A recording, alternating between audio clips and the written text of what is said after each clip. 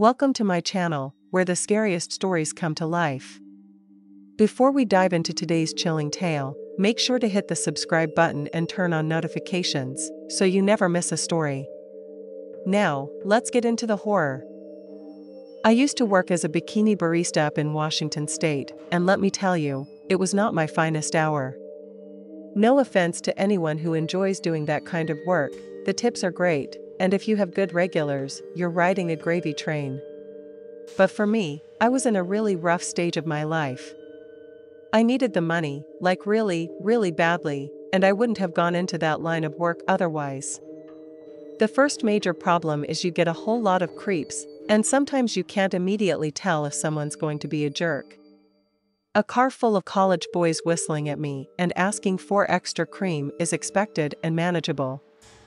But some sweet older man asking me, "Is your effing mama proud of you?" before deliberately revving dust in my face, those moments hurt more because you don't expect them when you let your guard down.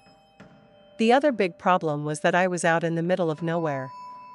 Not exactly wilderness, but our customers were very rural, and that wasn't always a good thing.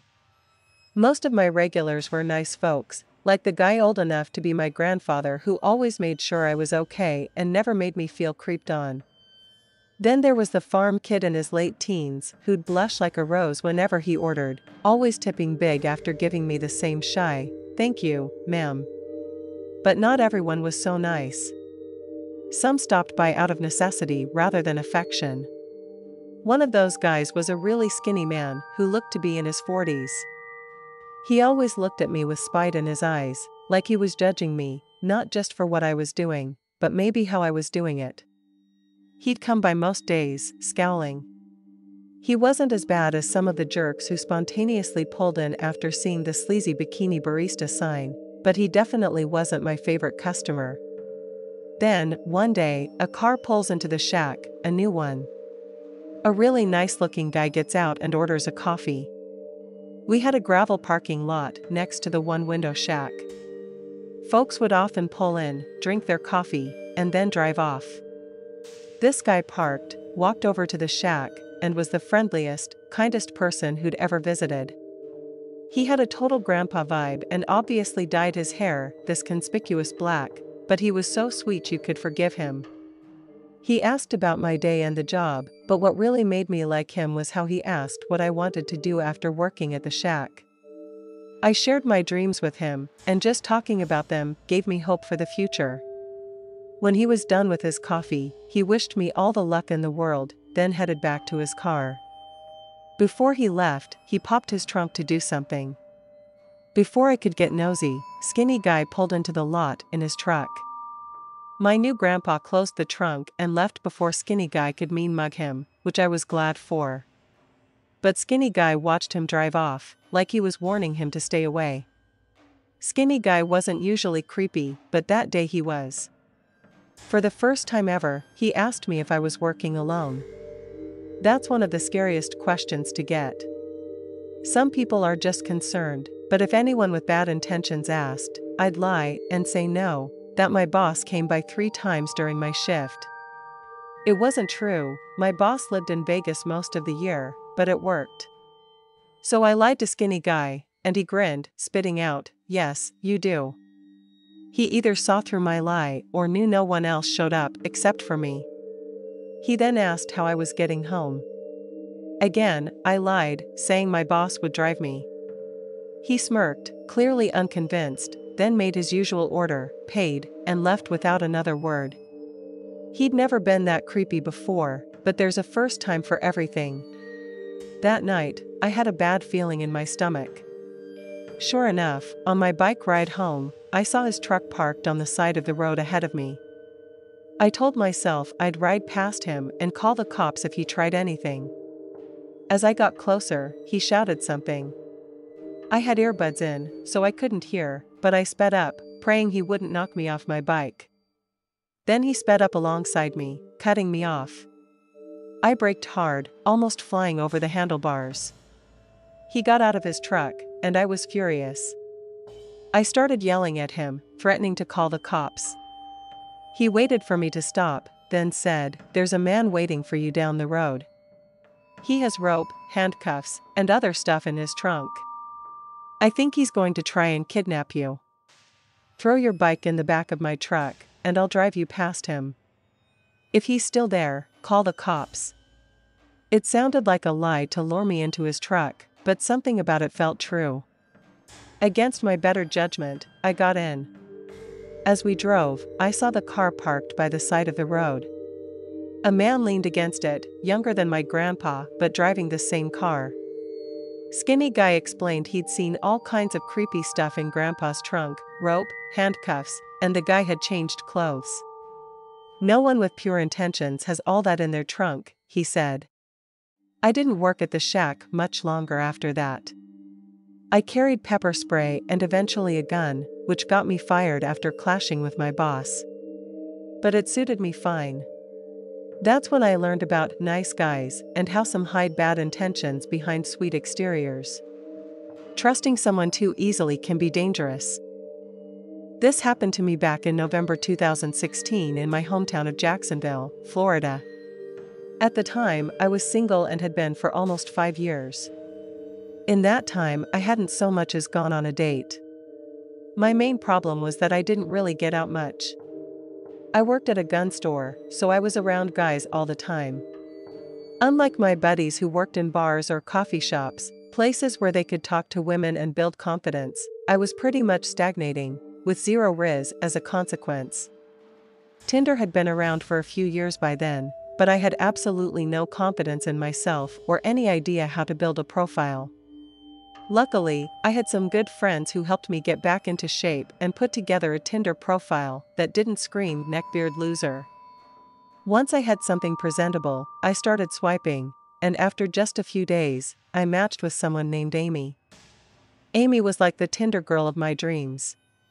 She was cute, easy to talk to, and actually wanted to meet up in person instead of texting endlessly. Not just that, she wanted to meet that same day. I knew it was a bit of a red flag, but it had been so long since I'd even spoken to a woman that I ignored the warnings in my head.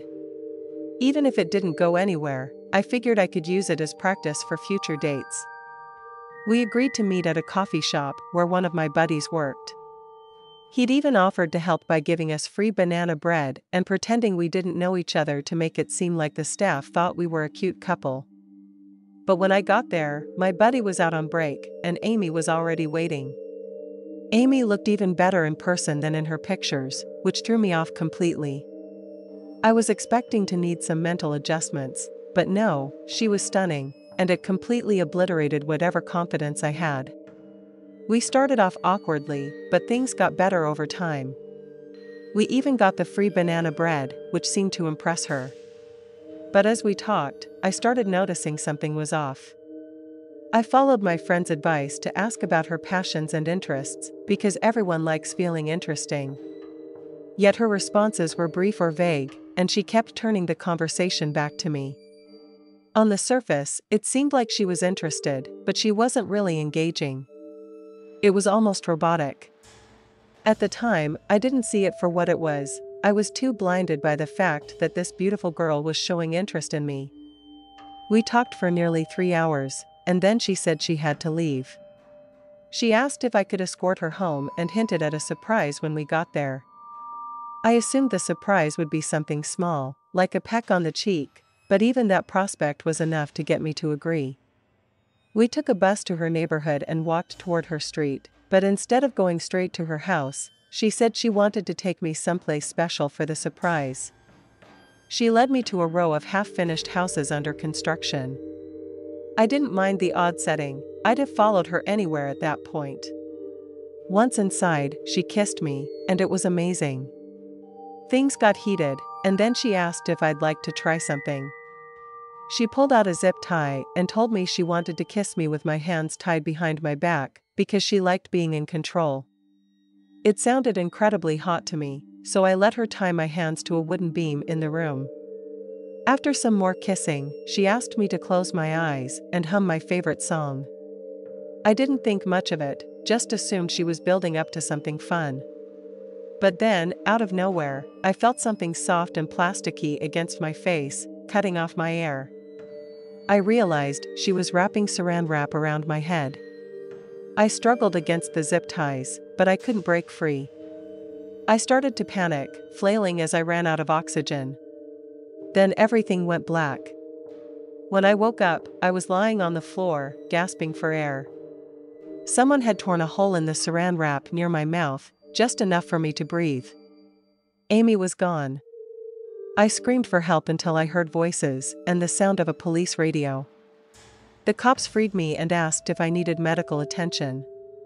I explained everything, and they informed me that I wasn't the first victim. They'd been investigating a woman who used dating apps, changing her name and appearance regularly, to lure men into similar situations. The detectives believed Amy, or whoever she was, enjoyed the thrill of nearly killing her victims. They warned me that it was only a matter of time before she escalated to actual murder. I filed a police report and gave them every detail I could remember. Retelling the story was one of the hardest things I've ever done. To my knowledge, Amy was never caught, but I haven't heard of any similar incidents happening since. I can only hope my experience helped prevent someone else from going through the same thing, or worse. This happened late last year, near the Edgware Road in central London. I live near there, a long, bustling street that's commercial at one end and mostly residential at the other. Every morning, I catch a bus from one end to the other and stop by a small coffee shop to grab my morning dose of caffeine. It's been a comforting ritual for years, one that rarely deviated until that day. Inner-city coffee shops operate like a well-oiled machine: overpriced coffee, minimal seating, and queues of office workers with headphones in, immersed in their phones. The monotony can be frustrating, but it also lends a sense of predictability, one I didn't realize I relied on until I needed it most. That morning, as I stood waiting for my double latte, I noticed someone enter the shop. He looked normal at first glance, average clothes, average face, but his behavior stood out. He didn't join the queue. Instead, he walked up and down the line, nervously eyeing everyone. In London, most people know better than to engage with someone like that, especially when it feels like they're on the verge of snapping. This man exuded that energy, a quiet instability. I tried to subtly edge toward the door, thinking he might start ranting or shouting at any moment. But instead, he escalated straight to pulling out a knife and swinging it at people. I'm not a particularly brave person. I've never been the hero type, but in that moment, my instincts kicked in. People rushed toward the exit, creating a bottleneck, and I was trapped near the waiting area, too close to the man to escape. I had two choices: freeze and risk being stabbed, or do something. Without thinking, I grabbed his arm from behind, pulling it backward in an attempt to disarm him. Panic surged through me. I was convinced he'd turn on me, but before he could, someone else joined in, grabbing his forearm and wrist. With the knife partially secured, more people jumped in, including some who ran in from the street after the initial chaos subsided. The man was overwhelmed and brought to the ground. But even as we subdued him, the scene turned chaotic. Some bystanders started kicking and stomping on him in anger. It took one person sitting on him to stop the crowd from doing serious damage. In the midst of all this, I was trying to slip away, feeling like I was on the verge of a breakdown. As I pushed through the crowd, people patted me on the back, saying, "Well done," and "Good on you." It felt surreal. I didn't feel like a hero. If anything, I felt like I'd just stumbled my way through the most terrifying moment of my life. Later, I saw a news article mentioning a bystander who had helped stop the attacker. It felt strange, even gratifying, to realize they were talking about me. But any sense of pride was quickly tempered by the aftermath. The attacker had injured several people, some seriously. I couldn't stop thinking about the lives he'd upended in a matter of minutes. As for his motive, I had no idea. He hadn't shouted or said a word during the attack, and his appearance was disturbingly ordinary. That's what haunts me most, the realization that danger doesn't always announce itself. Sometimes, it's hiding in plain sight. Just before 11 a.m. on May 30, 2012, a man walked into the Cafe Racer in Seattle's University District. He was slender, with a mess of brown hair and a thick dark beard. The cafe staff recognized him instantly as Ian, an unruly and ill-mannered customer who had recently been banned. One of the staff members reminded Ian that he was banned for life and that no matter what he did or said, no one would be serving him so much as an espresso that morning. It's not exactly clear what Ian did to deserve his lifetime ban from Cafe Racer, but a quick look into his personal life gives us a pretty good clue. 40-year-old Ian Stowicki had a long and extremely violent criminal history. By 2012, he had racked up charges for domestic violence, assault, malicious mischief, and unlawfully carrying a deadly weapon. During his domestic violence case in February 2008, police officers were called to Stowicki's home, only to find his then-girlfriend weeping while nursing a bloody nose. She told police that he'd hit her, choked her, and smashed her belongings, and that in recent months, he'd been acting in an increasingly unhinged and unsettling manner. Even Stowicki's own father admitted that his son was a majorly disgruntled person and that he hadn't been a particularly happy person for a long time. The staff of the Cafe Racer were more than familiar with Stowicki's antisocial demeanor and had clashed with him many times before eventually handing him his lifetime ban. After requests for him to leave were ignored, one of the workers walked out from behind the cafe's counter and towards the front door.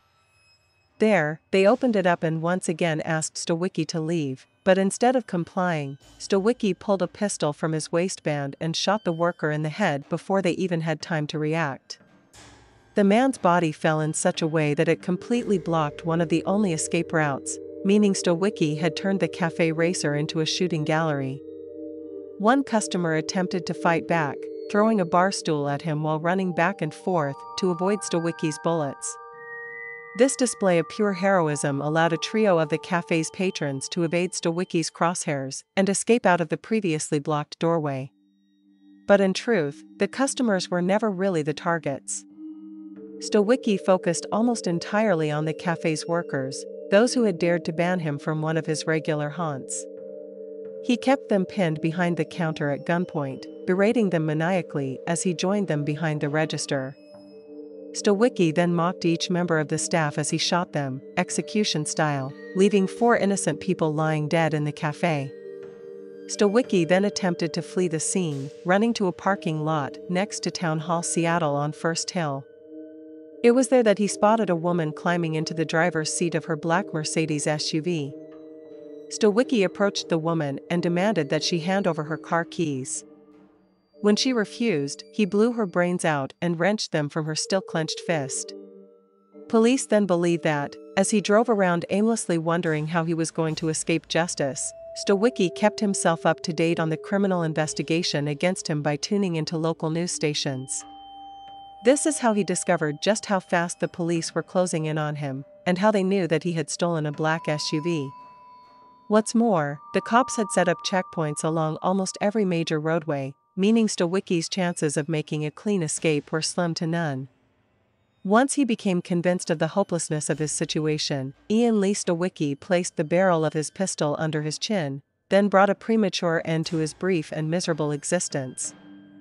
Those who lost their lives at the Cafe Racer that day were 52-year-old Joseph Albanese, the cafe's manager, and bassist in the local band The Mighty Sphincter, 49-year-old Andrew Kyriakidis, a longtime friend of Joe's and a poet who went by the nickname Smootsy the Clod, 36-year-old Kimberly Lynn Layfield, who lost her life behind the counter, along with 57-year-old Donald Lardgon, who may have been the staff member who first approached Stowicki in order to convince him to leave.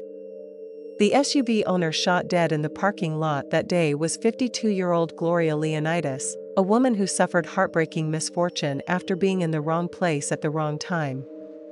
Perhaps the most terrifying thing about Ian Stowicki and the awful acts of evil he committed that day is just how normal he looked. He looked like any other 40-something guy in central Seattle, the very definition of inconspicuous. And asking him to leave their coffee shop, never to return, the employees of the Cafe Racer had no idea what a monster they were dealing with and how an act of basic human decency meant that they'd signed their own death warrants. I used to work in an inner-city pub in Birmingham. You know the pub in Peaky Blinders, with all the frosted glass and brass fixtures on the inside? It was almost exactly like that. The regulars were top blokes, and being behind the bar, there was always great banter. All in all, it was one of the better jobs I had during those wilderness years in my teens and early 20s. That said, there was an incident early in my employment there that almost made me hand in my notice. I'd only been working there about a week when it happened, so I was still getting to know all the regulars, learning about the weekend crowd, and figuring out what football matches not to put on the TVs. I worked a Saturday day shift, which was meant to be easier on me than diving into the chaos of a Saturday night. The general manager gave me some on-the-job training with the cask Alesh in the cellar. We served a few pints, had some chit-chat, and then I was off home. The next morning, I was due to open the pub. Knackered from the day before, I hit the hay early, woke up bright and ready, well, 10 a.m. is early when you're 21, and headed in. As soon as I walked in, I saw a note on the bar top, "Morning, mate. There are a few glasses to put through after last night, sorry about that. Try and pop down to Asda before opening up, we're running low on bin bags. Oh, and Pete's barred for fighting. If he comes in, don't serve him. All the best, Cash." The second I saw the name Pete, my heart rate tripled. If it was the Pete I was thinking of, the task was way above my pay grade. Hoping for a mix-up, I rang the manager. To my absolute horror, it was the Pete with the gray hair, the same Pete everyone was terrified of. To understand why Pete was so feared, you need to know a bit about him. Pete wasn't just a bloke with anger problems. He was a terrifying, unpredictable guy. One minute, he was your best mate, chatting away. The next, people were holding him back while he tried to bottle someone. Apparently, Pete stayed sober on his pub visits for years, which was the only reason he wasn't barred earlier. He'd order an orange juice, a lime and soda, or sometimes a non-alcoholic beer if he really wanted to push the boat out. But the previous night, Pete had fallen off the wagon. He'd gotten into a massive fight with some regulars during karaoke, and management had no choice but to bar him. But Pete wasn't just a regular who lost his temper occasionally. He had a tragic backstory that explained, though didn't excuse, his behavior. When Pete was a kid, he'd been sitting in the living room watching TV with his mum when his dad walked in with a hammer. Pete's dad attacked his mum in front of him, and when Pete tried to intervene, his dad hit him too, leaving a nasty scar along his jaw. Pete managed to escape and get help, but his dad was arrested and refused to explain his actions. Everyone knew about Pete's history, and that's why he got so much sympathy. But sympathy only went so far, and I had the unenviable task of enforcing the bar.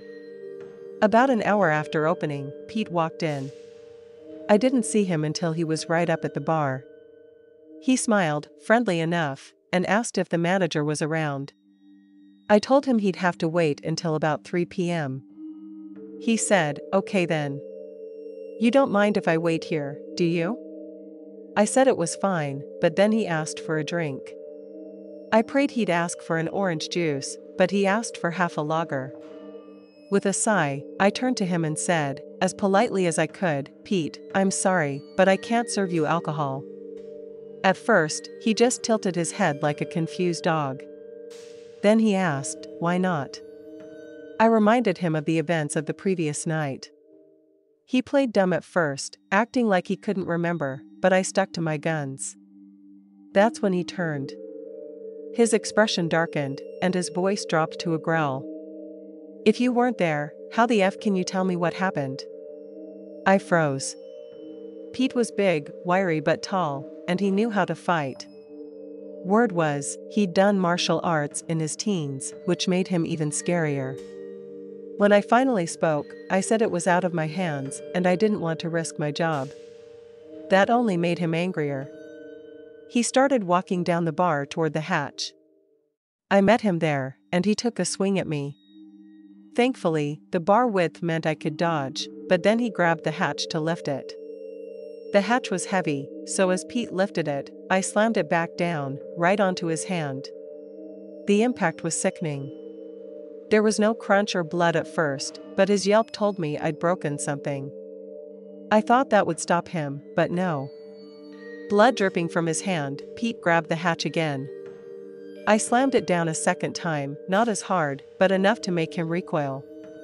Then, from the back of the pub, the only other customer, John, a quiet regular, spoke up.